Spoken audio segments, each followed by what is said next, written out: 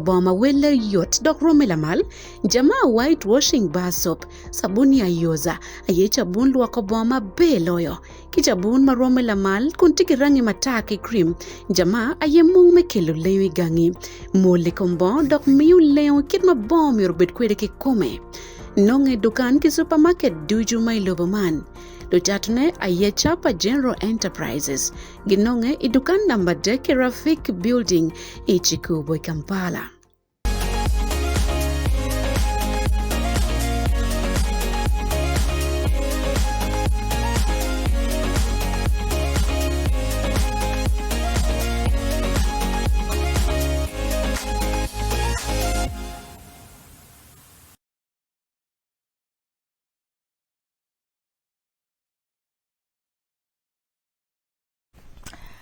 Beritwal watie food kanching ario eni kador iwo yupwa Rupiny Tin breakfast show aberki kerme nywako jema beje manoti katime Uganda eni kituong lobo kamo kene ringi uberika terwa ichamo alwoni international news jema titime dake manobo pinki Uganda Omiro duko chen pajo chawa me abogalam ngoma tikatime tunkumalo me Uganda kumbeti taso gulu kitika waido tiyan maduong kitie kituo jonyo kono lunyoro gipengeyo Ismail Jacob Jones your report ini kawanan kawadugi Itum pamwara mokate dul me the Aid Support Organization taso jae office matie gulu city guber ka wat ichar ma pat me komale me Uganda kapimulu tiano mateno ikom kwitituo jonyo dul man guber kapimulu tiano mamwar go chaka bijo o kere pab yang magitie charo dak bene kinono tiano mapol magiti ka kwoki kwiti metuo jonyo malo nyorogi pengeyo Olta Okema regional manager Pitaso jae mai gulu wajani lo tiano magi weng gitie ko keto gi iyat ento luor gitie pe kon ma lobo America dong food ongolo Amira wajni wano lo tiano maduong mafutia kwa kwiti metuo jonyo ikine ka mwaka beach me o imwaka pawe ya ngwen ikine ka duwe dek keken wano lo tieno maromo piera rio wia ngwen maka ineno almost chabet ki chabet no watika nongo latina chel matia koi kwidi metuo jonyo makuno futie ikingang ma pekingeyo ono chon ne tia koi kwidi metuo jonyo taso wano ngene tia konyo dano maduong adada dano chochok aliba bungwen majo eneni pe waromo loko ngewa ketgi omir wamete kichung me konyo gi do lego community irwa mo keken ni ikare ma jeme tima teki wachung wono kitaso wekwa neno ni tutuo mamwa omete ki kinongo yat en beno tero kama kum kana gin kitika no kon milim ye pe konyo dan magino yat board game ikum pim enoni wano pimu dano makaro aliba ngwen lutino makaro aliba ngwen mamwago chake ikina beach me o ya pa wia ngwen eni wachi wani kache wamete kikore pim enoni furu waromo nongo lutino maduong wakonyo kwogi damiru wani lutino mawano no gini wen wakero gi yat an kumbeti gitia mu yat mabe watika roto gi watia kupe kilo gwak gi kum gitima yot mabe Okema beno wajane karme wot mamege ichar ma pat ma kamagiti ye gino perma dit ikom lo teno man mage pimu kagino gitiki kwiti tuo jonyo no ikom wot wa mo bera pimu lo teno kin pajo ni enani lo teno mogo tie ma kijalo giro no ni bedo ki ada ne mena ki kume onyotio kama mabo dong kede beti kine latin eni goro tie pien mukene no done peti wot mabe mukene no kume bedo liet kare ki kare mukene no lok me champe tia romone chi lutino makuman food meta dadani ki pimgi don kakaro nonge dok chento nonge wano bi mete ki pimo lutino enoni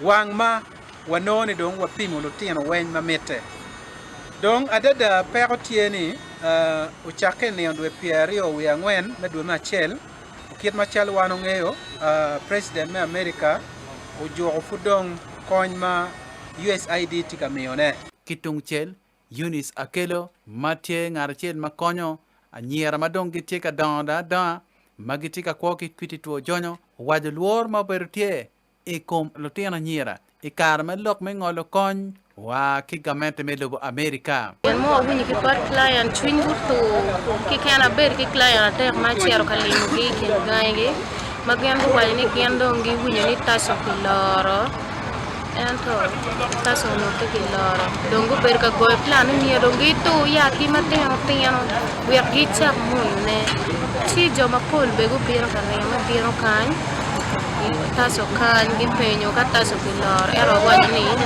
ya tira ki dar ber ki to twin ma tera da piano no gi tamni ya la jendo pera Akelo o waju ki wan luo TV ni timme chimutok futi perma total ikom lutena anyira man mateno magiti kin pajom kom karne tachu ofiji megulu gitega miyo yad la jin tuo jonyo kidan makar alibabo ngwen Ismail Jacob Jones bi wan luo television igulu city.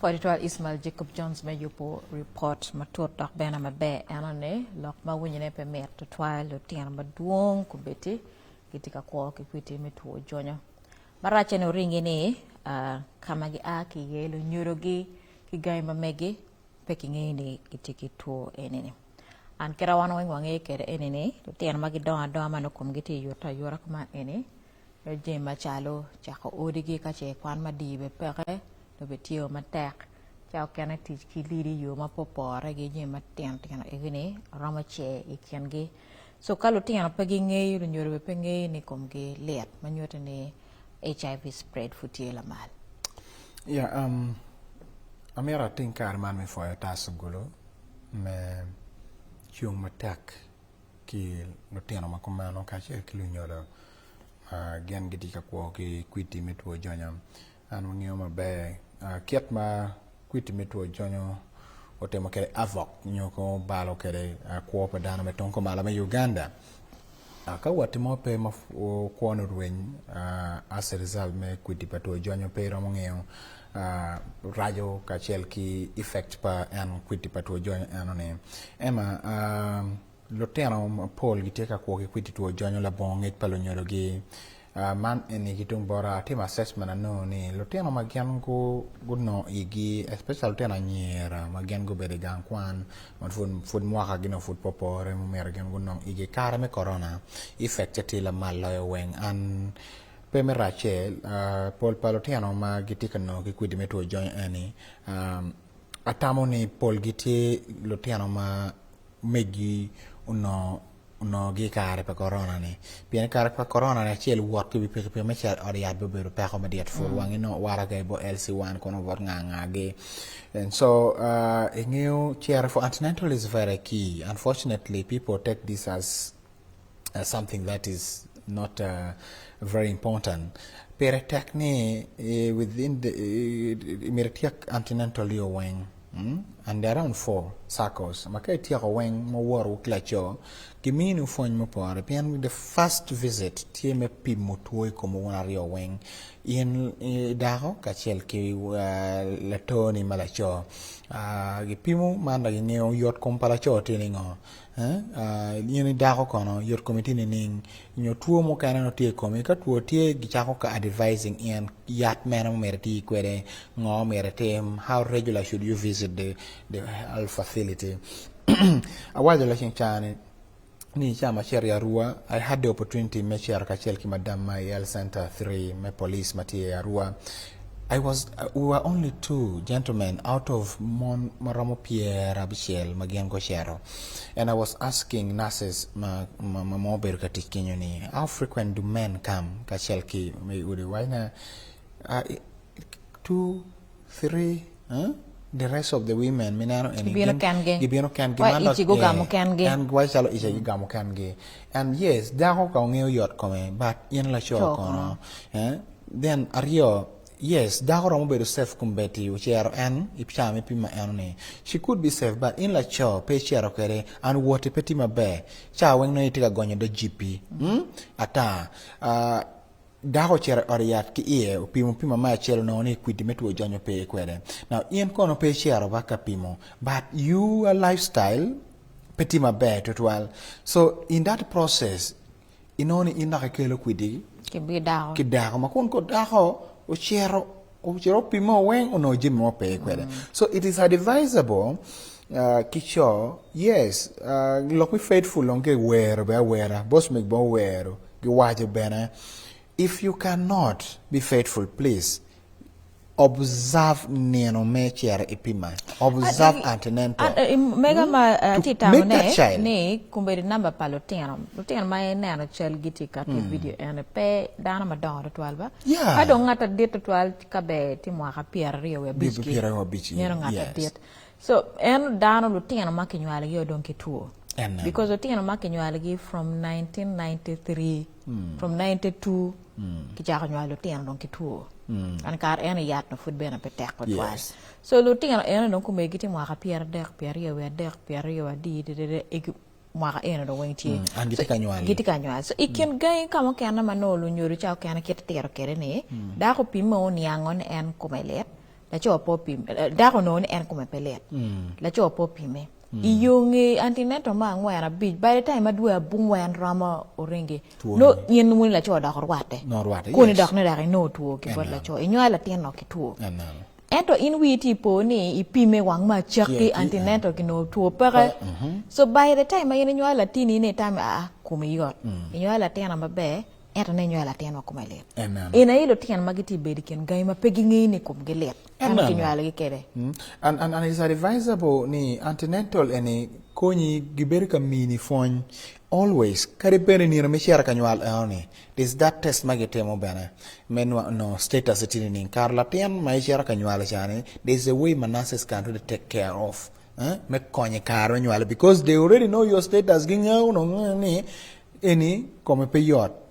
Tiki kwiti metu join no la tian ena mer ngo the water you mu pour ma bag car that mixture of the blood pa men cha pe doc kwena e pel palatian mano giti ka wara no giti ka ngolo na eni so that precaution peer attack then new status kuni kar manual loyo weng pian it is your record mati kar attach on Manassas giti you kede me handling here ma bag ka kin no ni tiki previous complication giti ko be ma pata berotie then kan Manassas no ni you have been meeting all the required gene you have been doing that beruka chair for antenatal and you have met the requirements keep magi joli kede ke chair ariat Keeping in your law abiding citizen. Ento sustainable development goals Marco Medicamenta may gana kilo may UNT watching end HIV by 2040. Kawati nano ne kubeti number ti era malo ringi pange ka goal and is going to be achieved by 2040. Bien kubeti rong pero duong for mwaka beach when wa goro we were lokom corona. Corona cerca pie kuman mpox chora. Mpox ni kue kuman ebola chora. Ebola ni cho polio gino ti ngeta campaign TB gino ti. So pola dano giti kero tamgi kum tuo egini wen wig dan ti wile ni tuo jonyo HIV futi matek dak fut na ko dano. I don't know ango magamendo ra watimo entonong an walo kanya no bekwe. Kekene it is now require self reflection. Each and every time as an individual chale ingat me take a kwelo eni ka furi come yod ba gwake gwake and then kado ni itiki kwidi na ni bena gwake dak peda bet ki ko li chuni mon an ba nere pian an bene gine ne raj pian lo teno en mo tika na no gine diga ma gi do mero gen be go nyome they have that right so what gen be mero go nyome no now mero jomatiki tuo jonyo go nyome kiengi tuo jonyo enbe that is discrimination enbe permete but gena perete tini yin manongi no itiki tuo jonyo ne gwake peda poki jomo kane because ipoko ki ngati andir ma biro nego en latina shell man tin mingo ma nyo per ma ginwalo ma pe ki kwiti eni so the responsibility mero chakedwa then ario gamente tiki teach mumi again go tem. There are certain activities my take promoting again on, but government is silent about such activities. Yes, we cannot control it 100%, but we can really put embargo. Like things like prostitution, for God's sake. Can't we come out with ways we can really reduce the rate, because it is now too much. Chere gulu, chere arua, chere nebi, chere it's like a normal trade. And you ask yourself, because for them they just fall in think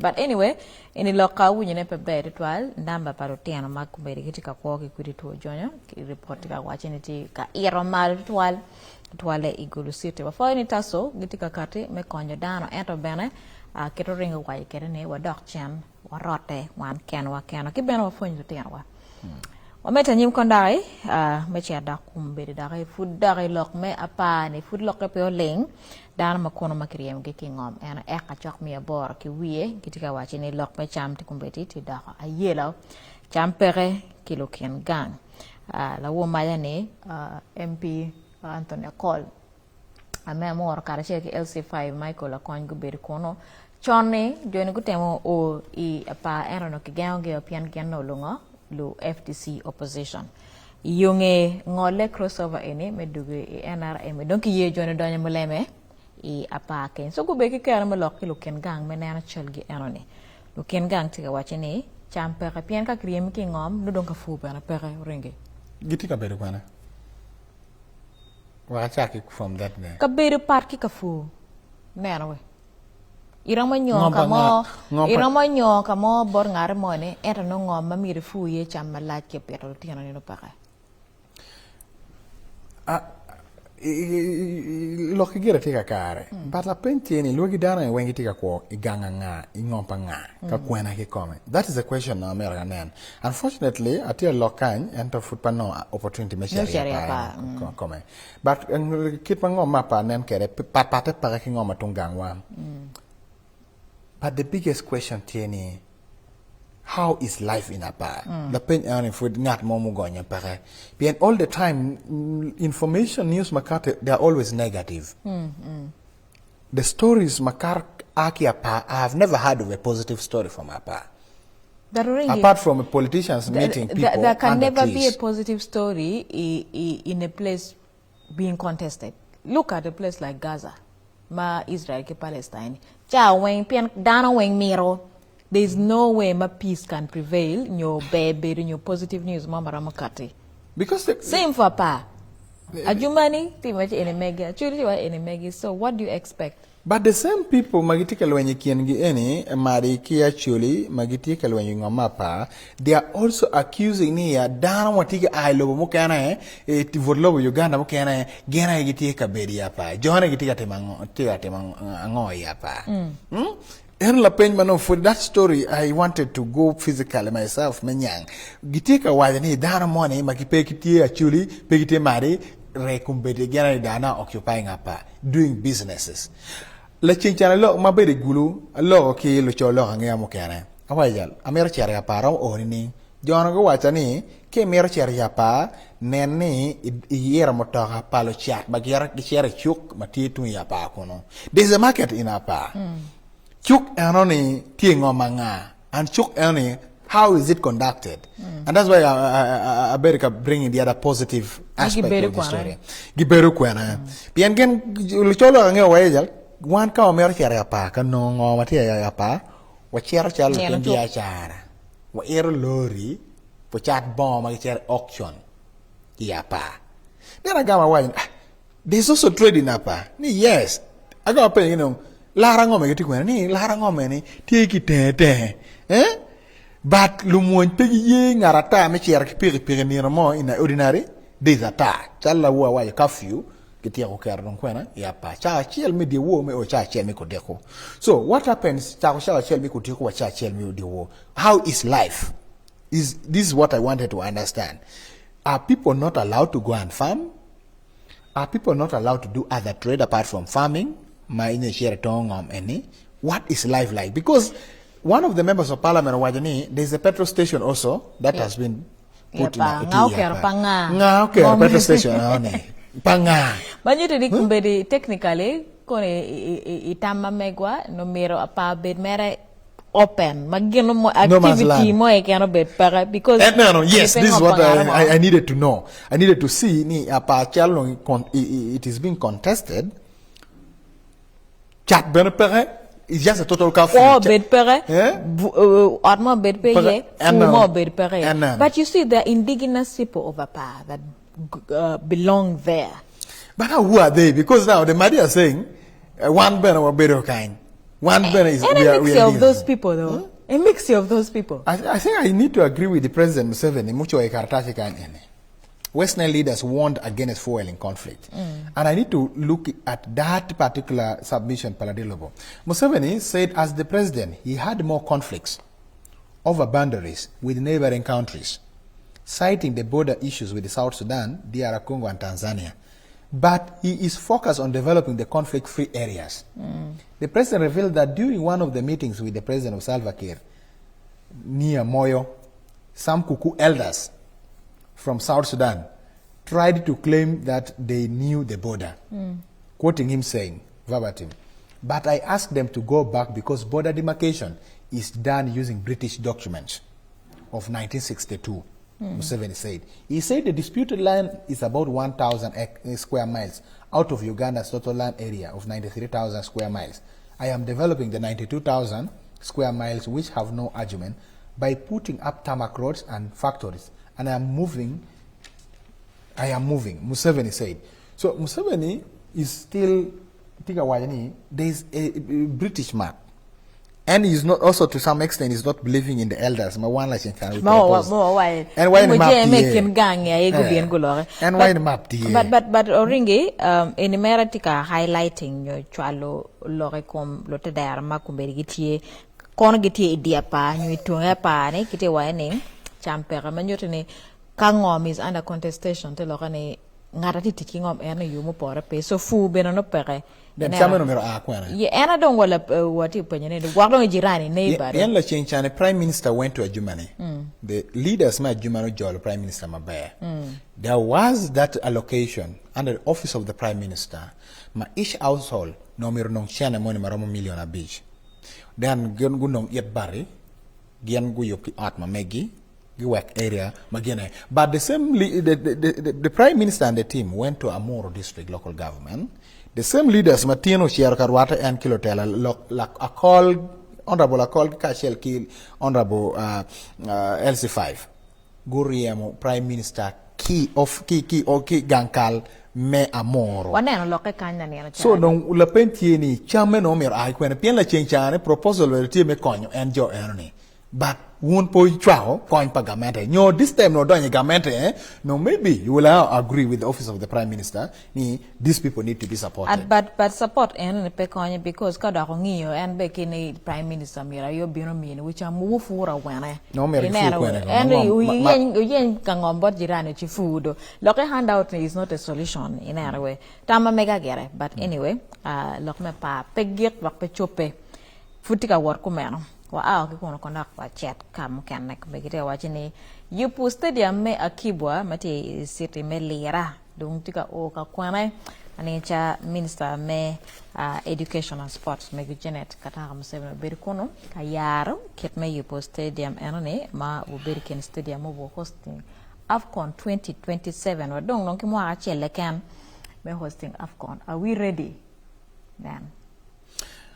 Yeah, 2027 for Tiegere, but I believe for quality work, 2 years is not enough. Mayopo Stadium to the Vietnamese standard and to the standard metro Matika Wajekere. But I like the progress of work. In January, la dilo President Yoweri Kaguta Museveni Kachelkui and Mama Janet Kataa Museveni again go chair go launching Yopo and Akibwa Stadium at Lera Ene. Gena Pera Taknong NINA the release of the money to be used. We don't want to hear any. We have run short of money and we don't have chanamo mumirwati kere me nerani yup me yup and Kibwa Stadium or mabe. But all hopes are not lost yet. Ganti madiet ni stadium ni kayubo pian gen mapera bero taklo when any aware maki kayubo. But this time at least the contractor and the workers are at the site. And La Peña tie because AFCON 2027 Luma will hosting Uganda, Kenya, ke Tanzania. Uganda kitika biakonene Nambole Stadium or hosting Akibwa Stadium makiti yupene and ki stadium mona chele hoima kono kilwoni ngoa pia I stand to be corrected. And genati ring we ring kanye dano luak anyway road network me ake hoima Nambole Lera road network may Uganda and walk down hotels name in these places. I think currently by 2027 I believe Laos sub-region will be fully connected tarmacked. And the major roads heading to Lera will all be tarmacked. Pian kumpetike aki Kampala tika chero Lera via east. Yo tima leng wana pachi di nyinga mete Kenyo. Yo me aki en Masinde Port me kare ferry yo enone kenong yo ene ba gitika yepone, and I have a belief ni by 2027 no yo ene is fully tarmacked with the exception of Wipem Mati ene winam eno me Masinde Port eno ka nyo gramo yopo bridge. We wait to see whether that will be done. Ka pechi ferry Mati a little bit more than ferry mo mergete kono me konyo en movement, then we pe make a room banano non kitia ko yobane fully according to reports. Connecting to Lera Ubero yacht piano ire tamak you no right go to 12, but you by air also you kidege me share on kono. I think we need now to look at Lera airfield. What is the status now? Ivory Coast, was it Ivory Coast mobile hosting AFCON 2022-23? President go watching they are not ready. He may igi kong dak another 2 years work on yupe. And waka made igi waka Johnny yupe ma in waka hotels, at yacht, goody, stadium. When mago hosting AFCON kide you my bed it was. So one nung waka chele can any stadium footy ground level come and hotels appear ki good or yacht appear ki good.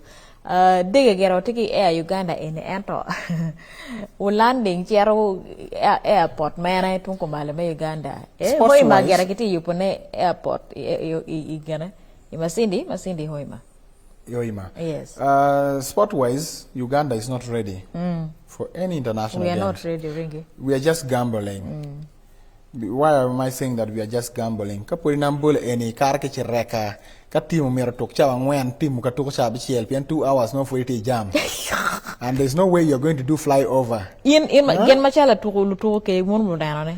When Luto Gilonano when you 1 hour Pian Luto when you're digging badge, and there's no way that you're going to fly over the vehicles, Manotika Chera, Tum Ginger, jam anone. But there's a helicopter pad in Ambole, can you go? Helicopter yellow to Gadi. I'm telling you, we are not ready. So we are just gambling. We are not ready. Yes. Let's Kenya or Tanzania host. Even Kenya doubt whether they are ready. At least Kenya, at least Uganda. East Africa, we're not ready. East Africa, road Uganda. network poor, air network poor. Now, Kenya actually need to go to Berin in Akivu, Kenya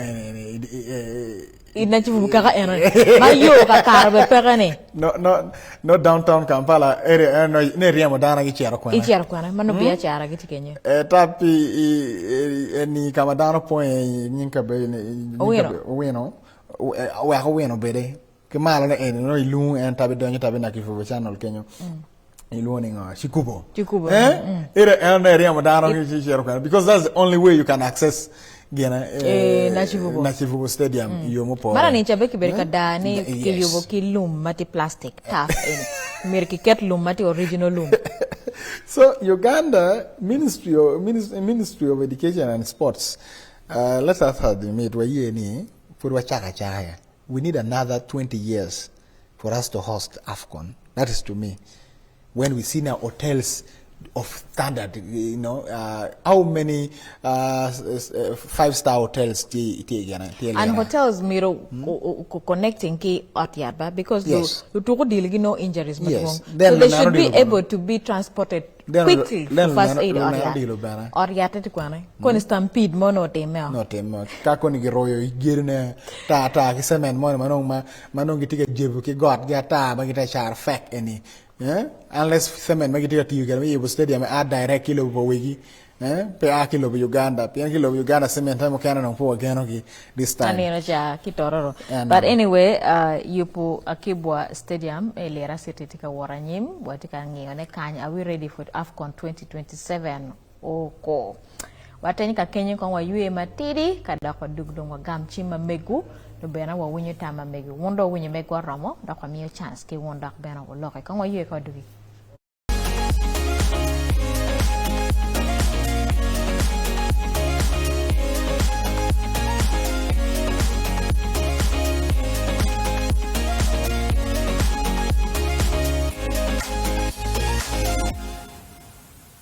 Nong miet paluok kichabun mamonya doku kilanzo luxury bathing soap. Yeki kwene mapat chalawai mentho antibacterial, ice cool, blueberry, coconut kishia butter kidong raspberry. Mogi ken mayero wego del komidong maleng kon wegi no miet paluok kichawa duju. Lanzo luxury bathing soap, the ultimate refreshing feel. Luchatone ayechapa General Enterprises ginong dukan number deki Rafik Building Ichikubwe Kampala. Nong Lanzo Luxury Bathing Soap idukan ki supermarket duju